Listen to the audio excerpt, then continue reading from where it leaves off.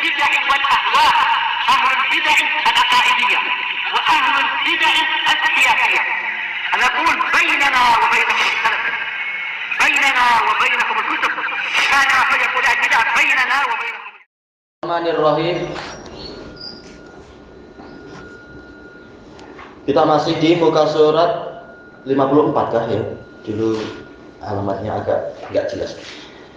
Qala Fadilatu Syekh Muhammad Aman Al-Jami rahimahullahu taala, au mararta wa anta tatasaffahu kitaban min kutubil hadis. Atau Anda melewati dalam keadaan Anda tengah membolak-balik kitab, yaitu apa itu membolak-balik halaman atau muka surat sebuah kitab dari kitab-kitab hadis. Bi hadisin sahih, dengan yaitu Anda melewati suatu hadis yang sahih, yaqulu fihi as-shadiqul amin, nabi yang terpercaya, yang jujur dan terpercaya, Muhammad alaihi min rabbihi afdhalus shalah wa askat taslim. Panjang sekali ya untuk sampai kepada intinya. Melewati apa? Yaitu Nabi mengatakan apa? Yang zilu rabbuna ila sama'id dunya, Rabb kita turun ke langit dunia kullalailah, di setiap malam. Idza yabqa sulusul akhir minal lail, apabila tersisa sepertiga yang akhir dari malam. Al-hadis. Iya, muttafaqun alaih dari Abi Hurairah, hadisnya mutawatir bahkan. Melewati hadis ini misalkan, ini yang bicara bukan sembarang orang, bahkan ini adalah orang yang mendapatkan wahyu dan orang terbaik dan paling berilmu. Au mararta bi ghairihi min ahaditsis sifat, atau Anda melewati hadis-hadis sifat yang lain. Allati qad takunu gharibatan alaik, yang mana boleh jadi ini aneh bagi Anda karena apa? Mungkin baru pertama kali mendengarnya. Fa awwalu. Baik. Kita bagusnya awalu ka awala, tergantung kita jadikan dia sebagai mubtada ataukah kita jadikan dia sebagai apa? Sebagai maf'ul fi. Fa awwalu khutwatin tahtuha, maka langkah pertama yang mestinya, yang wajib Anda tempuh adalah anta bahasa an sihhati hadhil ahadits. Anda meneliti dulu tentang kesahihan hadis-hadis ini. Imma al-muraja'atul fahisah, boleh jadi berupa yaitu murajaah, yaitu merujuk kembali, fahisah betul-betul meneliti, membongkar-bongkar, betul-betul diteliti sanadnya. Wa wa'iyah, dengan wa'iyah. Wa'iyah itu berarti apa ya? Asal dari wa'i adalah hafalan dan pemahaman. Mungkin yaitu betul-betul penelitiannya adalah penelitian yang penuh dengan pendalaman. Fil maraji'il mu'tabarah, di dalam tempat-tempat rujukan yang terpandang. Au bi su'ali ahli ilm wal fiqh, atau dengan bertanya kepada ahli ilmu wal fiqh fiddin, tentang agama ini, yang memang memahami agama ini. Idza kunta la taqwa 'alal murajaah, apabila Anda tidak kuat untuk melakukan murajaah terhadap hadis tadi. Wa idza ta'akkadta min subutin nusus, dan apabila Anda telah yakin, telah pasti tentang kepastian tentang memang itu pasti nasnya tadi dari Rasulullah, lam yabqa amamaka illa an taqulu amantu billah, tidak tersisa di hadapanmu kecuali engkau mengatakan saya beriman kepada Allah, bukan malah ikut ilmu kalam untuk mewajibkan atau melarang Allah ini dan itu. Wa bima jaa anillah, dan saya beriman kepada apa yang datang dari Allah, ala muradillah, sesuai dengan kehendak Allah, bukan kehendak ahli kalam atau ahli bidah dan semacamnya. Wa amantu bi Rasulillah, dan saya beriman kepada Rasulullah. Wa bima jaa an Rasulillah, beriman kepada apa yang datang dari Rasulullah, ala muradi Rasulillah, sesuai dengan keinginan Rasulullah, bukan keinginan orang-orang yang tidak maksum. Wa kafa, dan itu cukup. Hadhil ibarah turwa anil Imam Syafi'i rahimahullah. Ungkapan ini diriwayatkan dari Imam Syafi'i, walaupun sampai sekarang Anda tidak mendapatkan sanadnya. Cuma ini dinukilkan oleh Imam Ibnu Qudamah rahimahullah ta'ala di dalam kitab beliau apa itu? Lum'atul I'tiqad. Tapi kalam-kalam yang lain mirip dengan ini banyak dari Imam Syafi'i. Sebagaimana yang diriwayatkan antara dialog beliau dengan siapa? Al-Humaidi, dan juga yang disebutkan kurang lebihnya di dalam kitab Ar-Risalah punya Asy-Syafi'i itu. Summa iyyaka wa iyyaka an takhudha fi sifatillah. Kemudian hindarkan dirimu dari berbicara, membicarakan tentang sifat-sifat Allah bitakwil, dengan melakukan penakwilan, bukan istislam dan sesuai dohir nas, tapi melakukan penakwilan, wa tahrif, pemesongan, penyelewengan, au bitasbih, atau dengan penyerupaan, wa tajsim, menggambarkan jisimnya Allah dan semacamnya. Bal tusbituha. Baik, maktuf kemana dohirnya ya? Maktuf kepada makna takhudha kan? Bal tusbitaha ala dawil ayatis sabitah. Namun mestinya engkau menetapkannya sesuai dengan penyinaran, pencahayaan dari ayat terdahulu, laisa kamitslihi syai' wa huwas samiul basir. Tiada sesuatu pun yang semisal dengan dia, dan dia maha mendengar lagi maha melihat. Wa qaulihi ta'ala hal ta'lamu lahu samiyya. Dan firman Allah Ta'ala, pertanyaan yang sifatnya pengingkaran, ini soal ingkari bermakna nafi. Apakah engkau tahu ada yang menyamai Allah? Berarti maknanya apa? La ta'lam. Engkau tidak akan mengetahui ada yang menyamai Allah. Wa qaulihi ta'ala wa lam yakul lahu kufuwan ahad. Dan tiada sesuatu pun yang sekufu, yang setara dengan dia. Kalau kira-kira yang apa? Kufu'an ahad. Baik. Kembali ke masdar asalnya, yaitu kufu. Li'anna sifat min babin wahid, karena sifat-sifat itu datang dari bab yang sama. Baik itu sifat khobariyah ataukah yang lainnya, baik itu sifat dzatiyah ataukah yang lainnya, sifat fi'liyah, baik itu sifat yang 7 atau di luar yang 7, semuanya masuk dalam bab yang sama, bab wahyu, yang laisa kamitslihi syai' wa huwas samiul basir. Wala yajuzu tasarrufu fi sifatillahi bil aqlil mahd. Tidak boleh kita memperlakukan sifat-sifat Allah dengan akal semata. Ala khilafin nusus, yang menyelisihi nas. Bi isbati ba'dihha wa ta'wilil ba'd, dengan cara menetapkan sebagiannya dan menakwilkan, menyelewengkan sebagian yang lain.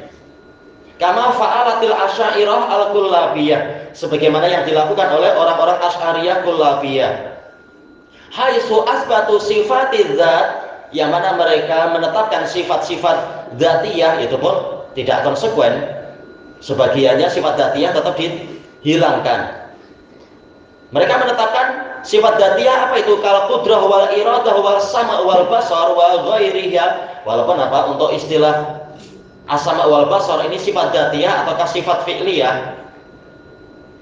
Kalau dibandingkan dengan pertama dan kedua, tentunya apa? Dua yang terakhir ini adalah sifat fi'liyah. Walaupun semua sifat fi'liyah asalnya adalah dzatiyah.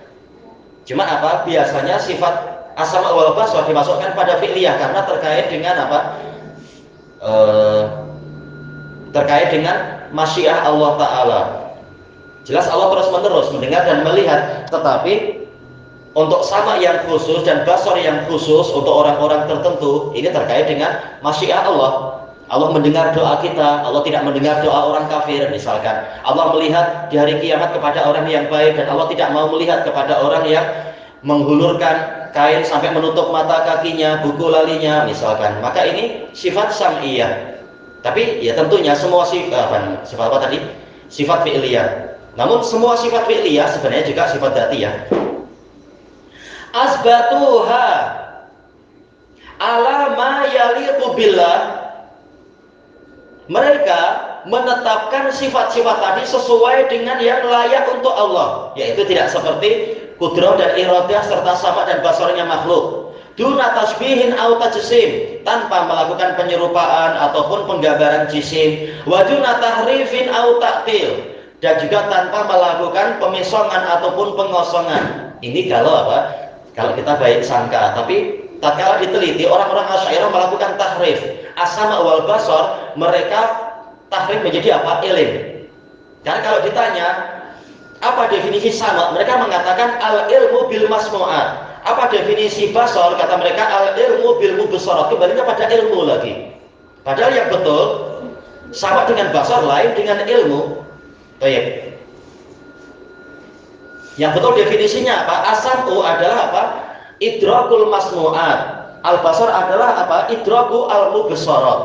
Jadi bukan ilmu, tetapi apa? Memang menangkap sesuatu yang memang apa?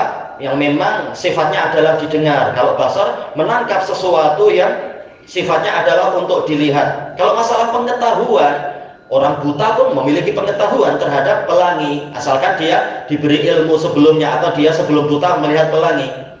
Baik.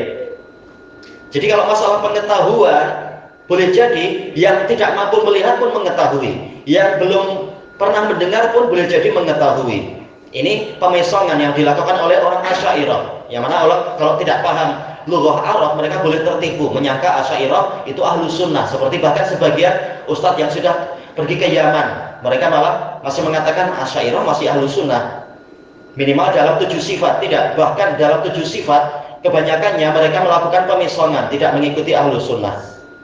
Ini karena apa? Ya belajarnya main-main, yang penting pulang jadi ustadz. Ini salah, sehingga masalah akidah pun tak lepas, tak paham Asy'ariyah hakikatnya seperti apa. Kemudian dikatakan di sini, tapi kalau kita baik sangka ya sudah paling tidak Asy'ariyah dalam 7 sifat mereka baik misalkan. Tapi sebenarnya tidak.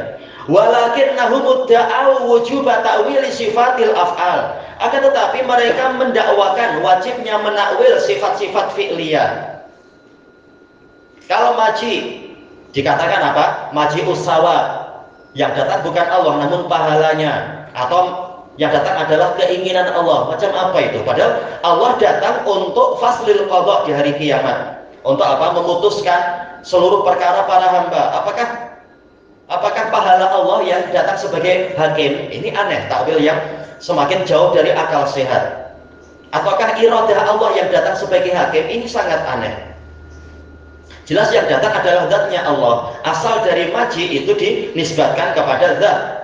Karena kita tahu yang namanya maji atau fi'il secara umum ini dinisbatkan pada domirnya, dan asal domir kembalinya pada zat, kecuali kalau ada qarinah yang memalingkan itu.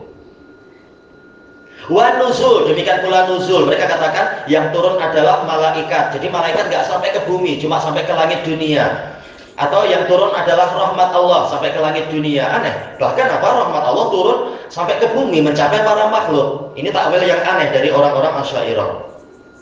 Karena mengikuti ahli kalam, sehingga malah jauh dari akal dan jauh dari hidayah. Intinya sifat-sifat fi'liyah mereka takwil dengan alasan Allah tak boleh begini, Allah tak boleh begitu. Siapa engkau sehingga jadi hakim terhadap Allah?